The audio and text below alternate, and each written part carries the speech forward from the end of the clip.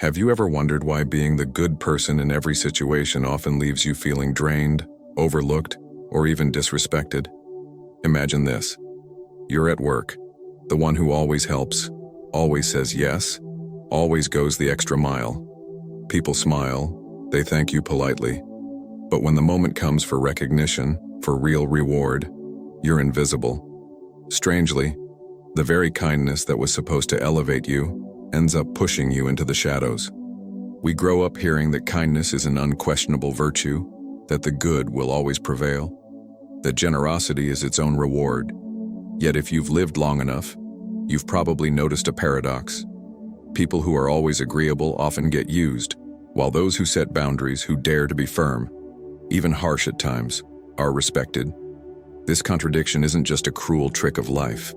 It's a deep truth about human nature that most of us are too afraid to confront. Machiavelli, centuries ago, already pointed to this hidden cost. He observed that a ruler who is too merciful can actually harm his people because excessive kindness invites disorder, manipulation, and betrayal. It's uncomfortable, but look around.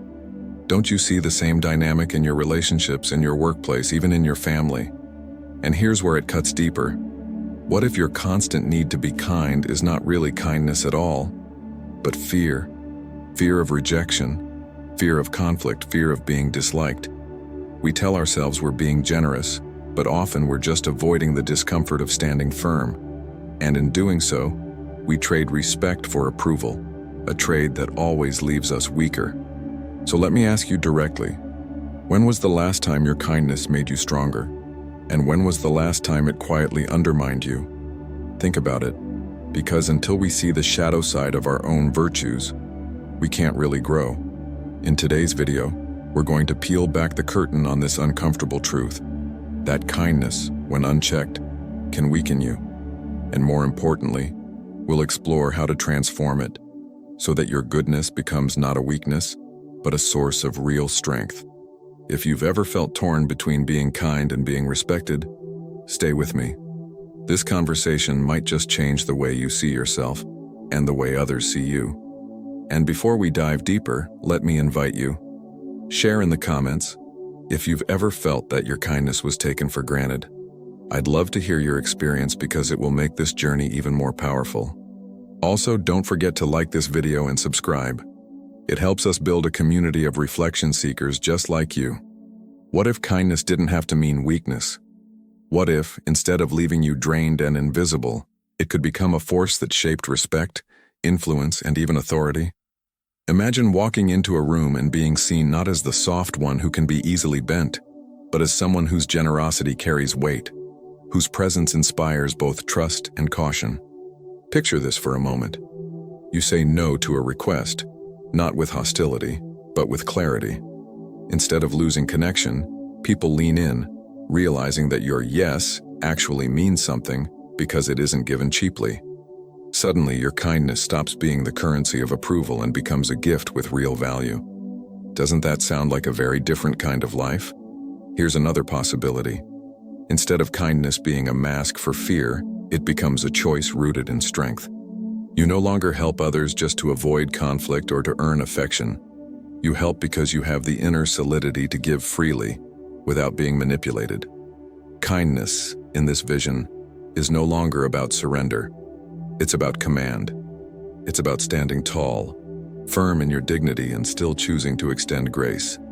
This reimagining of kindness changes everything. Because when you no longer feel trapped in the cycle of, I must please to be safe, your generosity flows from abundance, not from emptiness.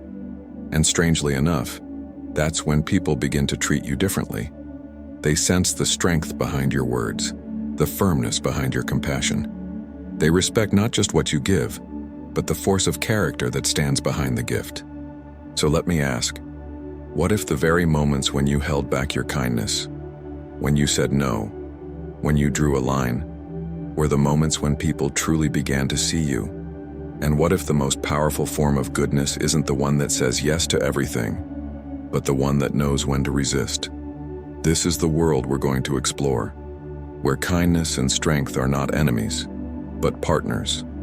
And the paradox is this: only when you stop being afraid of not being seen as good Will your kindness finally have the power to transform lives, including your own? Close your eyes for a second and imagine living this way. Calm, respected, generous, but never exploited. That's the transformation waiting when you discover the secret price of kindness and choose to stop paying it blindly. We've been told since childhood that kindness is always noble, always right. But here's the truth that stings. Sometimes kindness betrays you. Not because it's bad in itself, but because people learn to use it against you. Think about the times when you gave endlessly, hoping for appreciation, only to discover that your effort became an expectation. Instead of gratitude, you were met with silence or worse, more demands. This is where the rupture with normality begins. What if kindness, unchecked, doesn't make the world better, but instead creates imbalance? Niccolò Machiavelli warned about this 5 centuries ago. A leader who is too merciful encourages disorder, because mercy without boundaries gives space for injustice to grow. It's shocking, but you've seen it. The boss who forgives every mistake until the team loses respect. The friend who tolerates every slight until resentment builds. The partner who accepts every hurtful word until love withers. The disruptive insight here is simple yet unsettling. Being too good can actually make you complicit in harm. When your kindness becomes predictable, people stop seeing it as virtue and start treating it as weakness. In fact, they begin to structure their behavior around the assumption that you will absorb the cost, that you will bend so they don't have to. And that's not kindness anymore, that's self-erasure. But here's the most uncomfortable part. Often we allow this not out of love, but out of fear.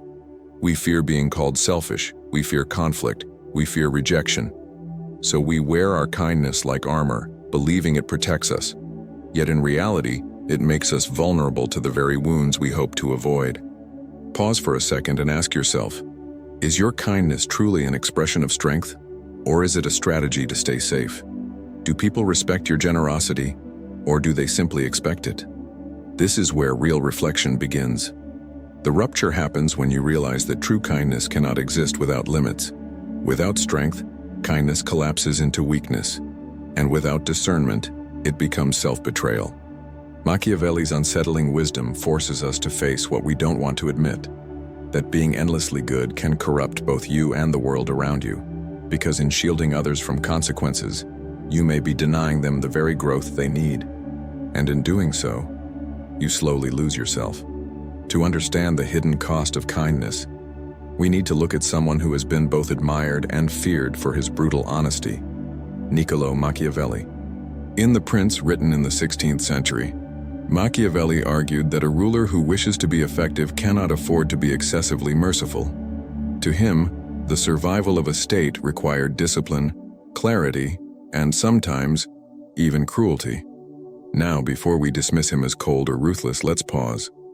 Machiavelli wasn't telling leaders to be monsters. He was telling them to be realistic. His insight was this: human beings, by nature, often respond more predictably to strength than to kindness. Too much generosity without firmness doesn't create loyalty. It creates opportunism. And anyone who has lived in the modern world can see echoes of this truth, not only in politics, but in daily life. Consider the workplace. The manager who forgives every mistake doesn't end up with a grateful, high-performing team. He ends up with chaos. Or think of the parent who never disciplines a child, always shielding them from discomfort.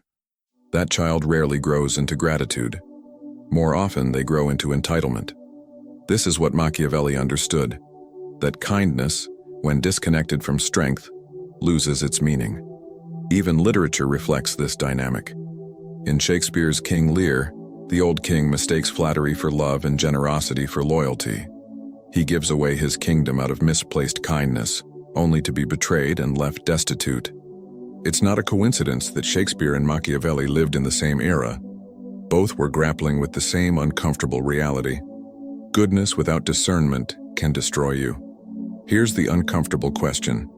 Are we brave enough to see kindness not as an absolute good, but as a tool that must be wielded wisely? Because if we are, then suddenly kindness is no longer about pleasing others. It becomes about protecting what truly matters: dignity, justice, and strength of character. The irony is this: Machiavelli's lesson isn't that we should abandon kindness, but that we should refine it. He shows us that mercy without limits is not mercy at all, but negligence. And if we take this seriously, we begin to see that the highest form of kindness is not indulgence, but responsibility. So the real challenge is not whether to be kind, but how to be kind without losing yourself. That is where strength and compassion finally meet. Have you ever noticed how certain people seem to sense your kindness like sharks smell blood in the water? It's rarely obvious. They don't come out and say, "I'll take advantage of you." Instead, it happens through subtle patterns, invisible at first glance, but painfully clear once you step back. One pattern is the shifting boundary. You say yes once, and the request doubles next time. At first, it feels harmless, a small favor. But soon you're doing more than your share, while others quietly retreat, knowing you'll carry the load. What looked like generosity has silently turned into exploitation. Another pattern is the unspoken contract. People learn that you will sacrifice comfort, time, or even dignity to keep peace. And instead of respecting you, they begin to expect it. Your kindness no longer surprises them. It becomes the baseline, the minimum they assume from you. Gratitude fades, and in its place grows entitlement. There's also the inversion of roles. The more you give, the less others feel they owe you. Paradoxically, instead of seeing your sacrifices as noble, they see them as weakness. And once people categorize you as the one who always bends, they unconsciously treat you with less respect. Psychologists call this dynamic intermittent reinforcement. When people realize they can get away with more by testing your limits, they keep pushing because occasionally you still give in. And every time you do, the cycle strengthens. It's not that you're weak, it's that your goodness without guardrails teaches others how to exploit you. But here's the sobering truth. The world won't warn you when this shift happens. No one announces, your kindness is now being used against you. Instead, it unfolds silently, disguised as normal interactions. Until one day you wake up resentful, exhausted, and wondering why no one treats you with the respect you give so freely. Take a breath and ask yourself, have I ever mistaken exploitation for appreciation? Have I allowed my desire to be seen as good to blind me to these hidden patterns? The reason these patterns cut so deep is because they touch something universal. We all want to be loved, valued, and accepted. But when love is pursued through unchecked kindness, it often produces the opposite. Disregard, neglect, even quiet contempt. This is the secret price of kindness. And it is higher than most of us realize, until it's too late. Sometimes the most powerful truths are the ones that fit into a single sharp sentence. Here are a few you need to carry with you. Kindness without strength is an invitation to be used. A yes that comes from fear is not generosity. It is surrender. When everything is forgiven, nothing is respected. Being endlessly good is not noble. It is naive. These are not comfortable statements, but they are the kind of truths that cut through illusions. Think about it. How many times have you said yes when you desperately wanted to say no? That moment wasn't kindness. It was self-betrayal disguised as virtue. And each time you do it, you quietly teach the world to value you less. Machiavelli understood this paradox. He knew that too much mercy makes cruelty inevitable, because when order collapses, people suffer more than they would have under firm boundaries. Translate that to your own life. When you allow disrespect to continue unchecked, you are not avoiding harm, you are multiplying it. Your silence, your endless patience, your willingness to absorb every burden, those are not acts of love, but seeds of resentment. Here's another sentence worth remembering. Goodness is not about pleasing everyone. It is about serving what is right. That's the difference between being liked and being respected. And the sobering truth is this. You can be liked for your endless availability, but you will never be respected for it. Pause and reflect. Are you giving your kindness away so cheaply that it no longer has weight? Real kindness has boundaries. Real mercy carries strength behind it. Without that, it dissolves into something people exploit rather than honor. So here's the challenge, and perhaps the hardest sentence of all. If your kindness costs you your dignity, it is not kindness, it is weakness. Let that sink in. Because until we stop confusing fear-driven compliance with genuine generosity, we'll keep paying the hidden price that Machiavelli warned us about. And worse, we'll keep teaching others that our goodness is theirs to consume, rather than ours to give freely. The moment you realize this is the moment kindness stops being a trap and starts becoming a force, one that can change not only how others see you, but how you see yourself. Here's where things get truly fascinating.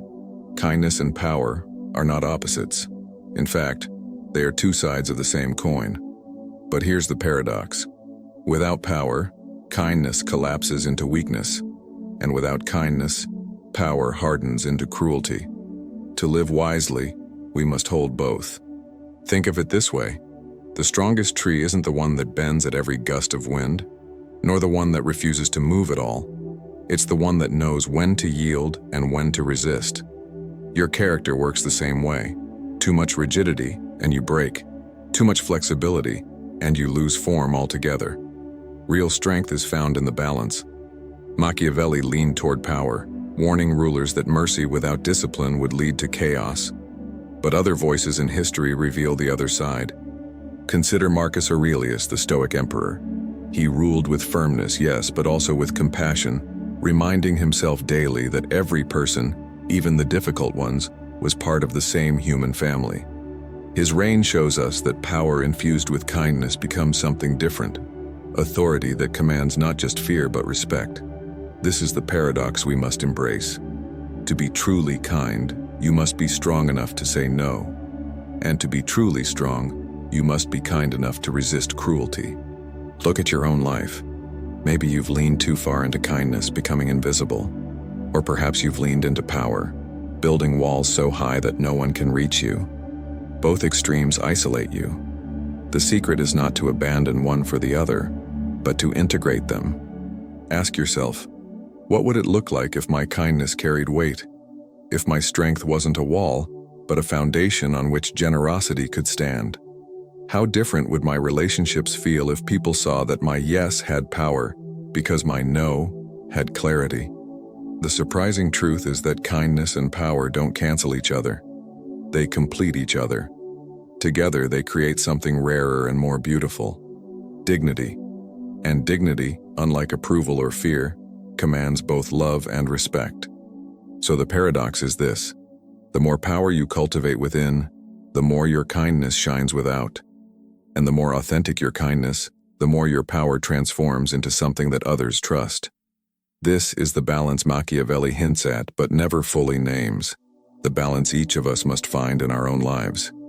Imagine living in a way where your kindness is never mistaken for weakness, where every time you extend a hand, it carries weight, where people don't just take from you. They stop, they notice, and they respect the person behind the gesture. That is the reward of what we might call strong kindness. Strong kindness isn't about doing less. It's about giving with intention. It's the difference between saying yes out of fear and saying yes out of strength. When you help someone because you truly want to, because it aligns with your values and your dignity, the act itself becomes richer. And here's the paradox. The more selective your kindness, the more valuable it becomes. Think about money for a moment. When a currency is printed endlessly, it loses its value. It inflates until no one trusts it. Kindness works the same way. If your generosity is endless, without limit, people stop seeing it as a gift. It becomes background noise. But when you guard it, when you invest it carefully, people recognize its worth. And that recognition transforms not just how they treat you, but how you feel about yourself. Psychologically, this shift is powerful. Instead of walking into interactions worried about being liked, you carry yourself with quiet confidence. You know your yes is meaningful because it isn't automatic. You know your boundaries are not barriers but markers of self-respect. This creates a subtle but unmistakable aura. People sense that you are kind, but not to be trifled with. The practical reward is just as real. Relationships become healthier because they are built on respect rather than dependency. Work becomes more balanced because colleagues recognize you as reliable but not exploitable. And inwardly, you feel lighter because your kindness no longer drains you. It energizes you. Let's put it bluntly. Strong kindness commands both gratitude and respect. And that combination changes everything. It transforms how you show up in the world, and it redefines how the world responds to you. So here's the invitation.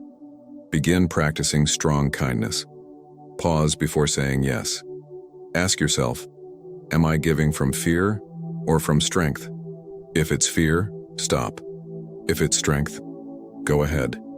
This small shift creates a massive difference over time, because the truth is simple. Kindness doesn't weaken you when it flows from strength. It becomes the very thing that makes you unforgettable. To anchor this reflection, let's step back and look at the deeper framework beneath everything we've discussed. The conflict between kindness and strength isn't just personal. It's been studied, debated, and lived out for centuries across philosophy, psychology, and history. Machiavelli gave us the political version. Too much mercy leads to disorder. Marcus Aurelius gave us the Stoic version. Compassion must coexist with discipline. Modern psychology adds yet another layer. What looks like kindness is often people-pleasing, a coping mechanism rooted in fear of rejection or abandonment. This is why unchecked kindness feels draining, because it isn't truly generosity, it's survival.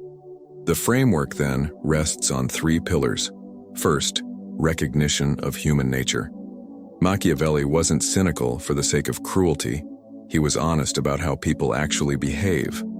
If you assume that others will always respond to kindness with gratitude, you will be disappointed. Realism is the first step. Second, the psychology of boundaries.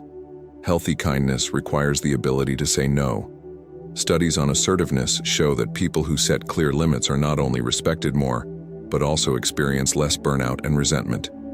In other words, strength protects kindness from decay. Third, the moral compass. Without it, strength turns into tyranny. This is where Aristotle's concept of virtue as the golden mean becomes crucial. For him, every virtue is the balance between 2 extremes. Courage lies between cowardice and recklessness. Generosity lies between stinginess and wastefulness. By this lens, true kindness lies between cruelty and naivety. When you put these pillars together, you see the full picture. Kindness becomes a virtue only when it is realistic, bounded, and rooted in justice. Anything else, whether it is endless self-sacrifice or ruthless self-protection, falls short. The hidden price of kindness that Machiavelli warns about isn't just about politics, it's about life itself. Because when you give without strength, you are not really practicing virtue. You are emptying yourself. But when you integrate realism, boundaries, and morality, kindness becomes not a weakness, but a form of power. The kind of power that builds trust, commands respect, and creates lasting bonds. So here's the reflection. The goal is not to abandon kindness nor to fear it. The goal is to refine it, so it ceases to be a liability and becomes instead the highest expression of character. That's the framework behind this lesson, and it's one worth carrying for the rest of your life. So here we are, at the end of this reflection. We began with the discomforting truth that kindness, when unchecked, can weaken you. We've walked through Machiavelli's harsh realism, the invisible patterns of exploitation, and the paradox that kindness and power are not enemies, but partners. And now, it's time to bring this together into a living choice for your own life. Here's the heart of it. You do not need to abandon your goodness to be respected. You only need to root it in strength. Kindness without boundaries drains you and invites disregard. But kindness rooted in clarity, where your yes means yes and your no means no, becomes unshakable. That's the kind of kindness that commands both love and respect. Think of the people you truly admire. Are they endlessly agreeable, always saying yes, forever soft? Or are they those rare individuals who combine compassion with courage, who care deeply, but also stand firm? That's the model of strong kindness. And the reward isn't just external, it's internal. You carry yourself differently, with dignity. You no longer live as a prisoner of approval, but as someone who gives freely, precisely because you are free. This is the challenge Machiavelli leaves us, though he might never phrase it this way. Stop paying the secret price of blind kindness. Stop confusing fear with virtue. Choose instead the harder, nobler path of integrating goodness with strength. Because when you do, Your kindness no longer weakens you. It becomes the very thing that makes you unbreakable. So I leave you with this question. How will you practice strong kindness this week? Where in your life do you need to draw a line? Not to reject love, but to protect it? Reflect deeply, because the answers to these questions may redefine not only your relationships, but your entire sense of self. If this conversation has spoken to you, I want to hear from you. Share in the comments. Have you ever felt your kindness used against you? And how do you imagine practicing kindness from a place of strength? Let's build this community on honesty, on wisdom, and on the courage to grow. And if you found value here, don't forget to like this video and subscribe. That small gesture helps us reach more people who, like you, are ready to stop living in the shadow of false kindness and start walking in the light of true strength.